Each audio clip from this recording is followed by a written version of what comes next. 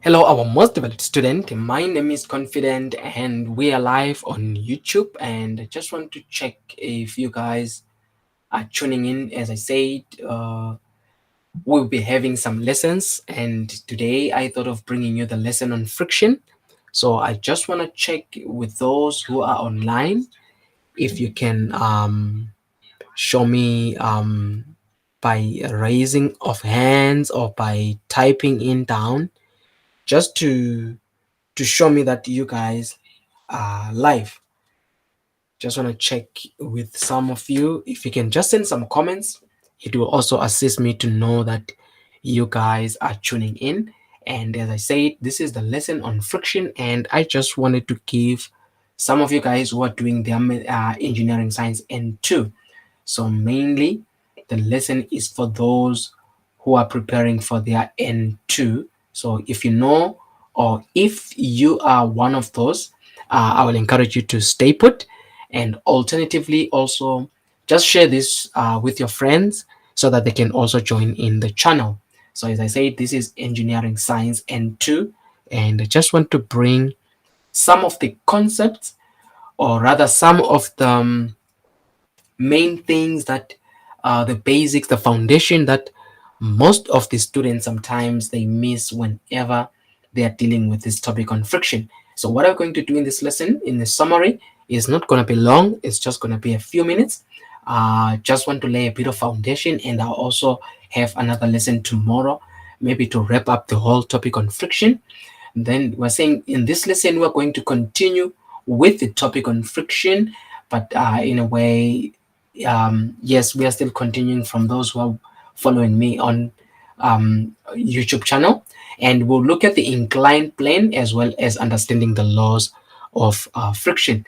But before that, let's look at a few things here when it comes to the laws of friction. We are saying the first part is we are saying friction is independent of the contact area, so it doesn't matter the size of the contact, so friction does not depend on that.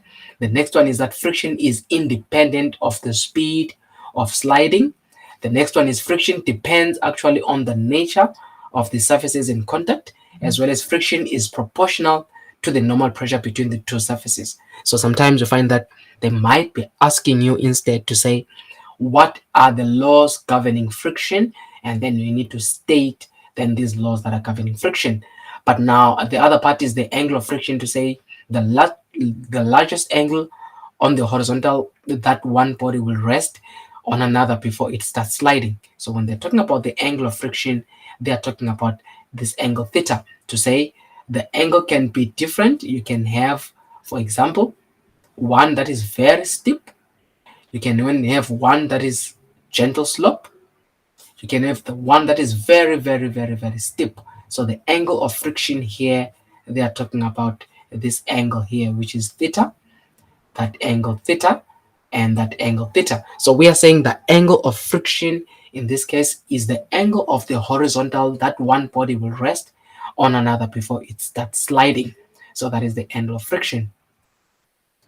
So now when we talk about the inclined plane, I just want to lay a bit of foundation before we can come back in the topic here. Let me lay a few things that I always think they are very, very necessary for you guys in order for you to get the hold here on the topic of friction. So let's put some foundation here. Just take a look at this. If I have, for example, let's say I have a horizontal plane like that, and in the horizontal plane, I have a body here. Let me use a different marker to say, let's say I have a body here, because most of the time you find that they are requiring some basic information that students needs to bring about, just to show that you understand a few uh, laws governing friction. The first part is, suppose you have this body, and then they'll say label all the forces, label all forces acting on this diagram. So we want to label all the forces that are acting on this body. So now what do we do? The first part that you need to know is that each and every body has what we call the weight. So there is the weight, and the weight is always directed acting downwards. That you need to always know. So whenever you're drawing any particular body, you must know that it has got weight. It is denoted by the letter W, or sometimes they use mg, which is the formula for calculating weight. Remember, weight is equal to mass times gravity. So sometimes they just call it mg. So this is the weight which is directed downwards. It is, that's why you see it's mass times gravity, because it's the weight that is due to gravity. But now Newton's third law says for every action, there is an opposite and equal reaction. So what he's saying is, because you have got a weight which is directed downwards, you also have the component of, or the reaction which is opposing the weight, and that reaction is acting upwards. And we call that force the normal force. Sometimes they call it R, which is the reaction. So what are we saying here? We're saying these are the two forces which are opposite each other, and they are equal to each other. The weight is directed downwards. The reaction which is opposite the weight, it is directed in the opposite direction, which is upwards. So these are the first two forces that you must always remember. Let's say I've got an inclined plane also, just to bring this whole thing into perspective. Suppose I had an inclined plane like that. This is what we mean by inclined plane. We're saying it is a plane, as I said, with an angle theta. So that is the angle of that plane. And if I'm to draw a body also that is resting on this inclined plane like that, I just want to bring the component of the weight into perspective here to say, how does it act about? So look at this one now. I've got my weight, I mean my object that is acting on an inclined plane, but how do I draw my weight? Now the weight, again, similarly, is the one that is acting always vertically downwards like that. Always remember, it will always act vertically downwards. So this is the weight, as we said. To calculate it, it is equal to mass times gravity. So this is the weight here. it is always acting downwards.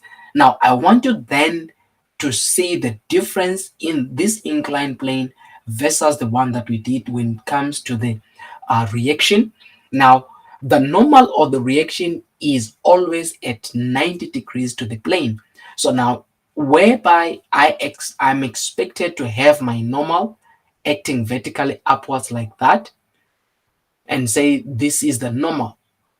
Now, that is wrong. That is not how you draw it, because in this scenario, whenever you're drawing the normal, you need to make it at 90 degrees to the plane. So you can see that I'm having here my plane, which is, to use a marker that is red, you can see this is the direction of the plane. And if I'm to draw my weight, I mean the normal reaction, it is at 90 degrees, but we don't start there, we just end there. But in actual fact, you can see that this is the 90 degrees that I'm talking about.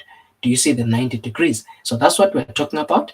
So for you to draw it though, we are saying have it at that point and have your arrow like that, and we call that the normal. As we said, some they call it the reaction, so you can use in this case R. So let me call it the normal in that case. So this is the difference. Look at the difference between the two shapes. This is a horizontal plane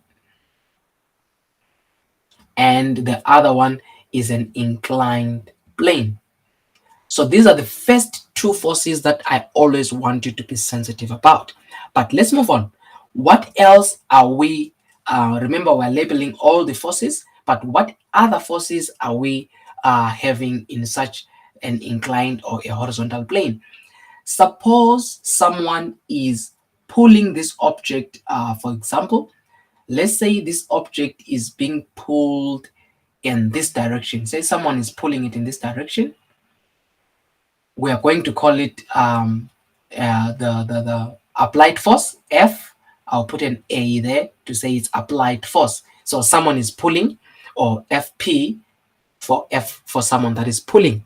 So if the object is going to the left, from left to right, so it's left to right, I think that this is the horizontal plane, is going this direction. The question is, they also tell you that this is not a smooth surface. It has got, it's a rough surface, meaning there is some friction. Now, where will the friction act? Now, remember, friction always opposes motion, meaning friction will oppose the direction of where the object is going. So in this case, you're going to have a different arrow pointing in the opposite direction to the applied force, and that particular force we call it friction. In this case we can call it F, or in this case, for the sake of labeling for you guys who are doing your N2, we call it F mu R. F mu meaning it is the force of friction, but look at the direction. The force of friction always will oppose the applied force, meaning the direction where this object is moving. At this stage, we have got all the forces that are acting on this inclined plane. We can come up with some equations here. That's where equations are coming in. How do the equations work? So we can say, looking at the first part here, we can come up with an equation and say W is equal to N. You see, because the force going down is equal to the force going up. This is on the assumption that the object is not moving. Similarly, we can say F mu R, F mu is equal to, in this case, it is equal to Fp, meaning F applied. So look at the diagram, or look at the way the formulas are forming up. They are linked to your diagram. So if your diagram is on check, you must always know that even the formulas will just follow suit. So that is the part. But now look at this. If we're looking at the inclined plane, and in the inclined plane, suppose I say to you, this object is being pulled upwards, for example. Let's say there is someone who's pulling this object upwards like that. And then when they are pulling it up, remember, we called it what? Fp, meaning F pull or F applied. Someone is pulling this object up. Now, if the inclined plane is a rough plane, we're saying there is always a force that is opposing that motion. We call that force the force of friction. And where will it act?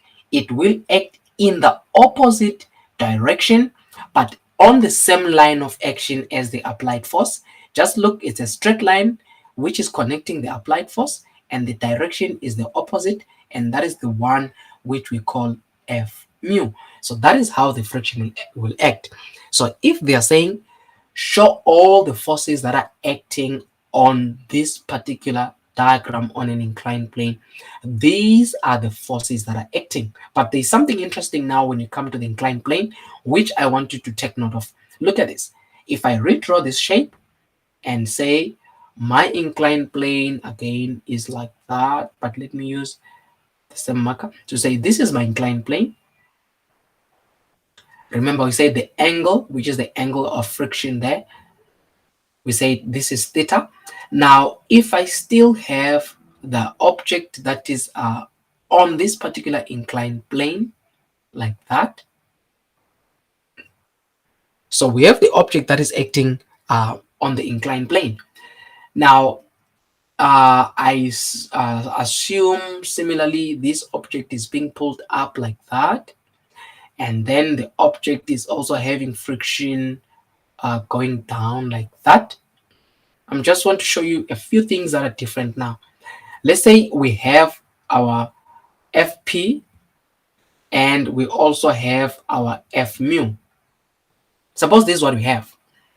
Now, as I mentioned before, we also have our normal. There's a reason why I'm just ignoring a few things. We also have our normal force, which is acting up, which is our N there. But now, when it comes to weight, you see the weight is always directed, as you said, vertically downwards, but we can have two components of our weight which we can represent to say they represent the weight that is acting downwards. So there is a component of the weight which is parallel to the plane. We have a component of the weight which is perpendicular to the plane. Now, if I am to have a line which is directed in this direction, for example, if you can have a look, you say I'm drawing a line here which is connecting the normal, and this particular line is at 90 degrees here. Look at this. This is 90 degrees to the plane, and remember I told you the horizontal plane we are talking about is this one. So you can see that there is a 90 degrees. Now that line connecting the normal and which is opposite in direction is a part of the weight. So I'll call it the weight, but that particular weight has a special name. Now, because it is not the actual weight, remember the actual weight, we say it must act downwards. It's a component of the weight, and we call that weight W cos theta. It's a component. It's not the complete weight, but it's a part of this particular weight which is acting vertically downwards. So that component, we call it W cos theta. Now, since we have one that is at 90 degrees to the plane, we have one that is acting parallel to the plane. So if I can draw it like this to say, we have another one that is acting just like this. It is parallel to the plane. So if the other one is W cos theta, then the other part which completes the weight is called W sine theta. So these two weights, they are the ones which are responsible for the one. I'll do it like this. These are responsible for the actual weight which is acting vertically downwards. So if you take this one and you take this one, you bring them together. Remember, this is like a 90-degree triangle, and you have to use the theorem of Pythagoras. If you use the theorem of Pythagoras, they will be equal to that particular resultant, but it's a lesson for another time. But for now, these are a few things that I want you to appreciate, to say when you are given a diagram, you have two choices to make. When they say label a diagram on an inclined plane, you have two choices. It's either you label it like this, and it has only one component of the weight, or you label it in the second version, in the second version, what you are having is you just have the W sign and the W cos, but you ignore that part because it is already represented in the W sign and in the W cos. I hope this guys is making sense to you, because most of the students, what they usually do is they struggle now when it comes to representing this as a force diagram. But now for your calculations, I will encourage you to, for those who say, I prefer this one because it simplifies. I have only one area to deal with in terms of the weight. This is good. You'll get all your marks if they just want you to indicate the forces. But for your calculations, this is the second diagram I'll encourage. Why? Because if I say form some equations involved here. So the first one, as we did, we will say here, look at the top part, which is N is equal to the bottom part, which is W cos theta. You see, that is the first equation that we have. So N is equal to W cos theta. So as I said, let's remove this one that is going to give us some confusion. So that is the first equation that we have. The second equation that we're going to form is to say, look at FP. So I'm going to write FP is equal to all the forces that are acting down. And it's not only one, but there are two, which is F mu, the friction, plus W sine theta. So you see how these equations are derived. You don't have to cram them, but you need to appreciate the direction of the forces. You can see that FP is facing up, but W sine is facing down. F mu r, the friction, is facing down. Hence, we are saying the FP, which is going up, is equal to the forces that are opposite, which are going downward. Similarly, the forces that are going up the plane is equal to the forces that are going down the plane. So guys, if you do that, you will be in a position to be able then to label all these forces. Now, just to give a little bit of some demonstration, let's look at this part on this question to say, when I'm talking about the inclined plane, says a body weighing 15 kilograms is placed on an inclined plane with an angle of 30 degrees. So look at this. So we are saying there is a body, and that particular body, it is having an angle of what? I mean, it is on an inclined plane, which has got an angle of 30 degrees. So let's underline that part, which is very important. It has got an inclined plane uh, of 30 degrees. We are saying, what is the weight of this body? It is 15 kilograms. And then they are saying the coefficient of friction between the body and the sliding surface is 0.25. So, okay, the coefficient of friction, and the formula that, or sign that you use mu. So is the coefficient of friction. We're saying it is 0.25, and then sketch the diagram. So the part here that is important, in as much as we need to calculate, but I wanted to come to the point of saying, how do you sketch such a diagram? So look at this, guys. We are having an inclined plane. So what you do quickly, you sketch here to say, this is my inclined plane. And they told you the angle, so you quickly indicate your particular angle to say, that angle of the inclined plane is what? It is 30 degrees. Are you getting that? So that is what you're having. It is at an angle of 30 degrees. That is fine. And having done that, they are saying you have a body. So you have to indicate this in the form of a body. So I'm going to, it's up to you. Some they use this, a dot, which is much, can use something like this. Let's have a dot.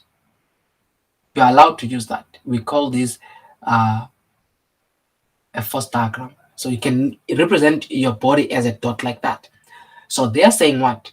You are having this body with a weight. I understand the part of the weight, but what is important is to first indicate the forces that are acting on this body. First part, this body has got a component of the weight, and that weight, we say it is acting downwards. So you have a choice of doing it. Let me make it smaller, like this. Have a weight that is acting downwards, right?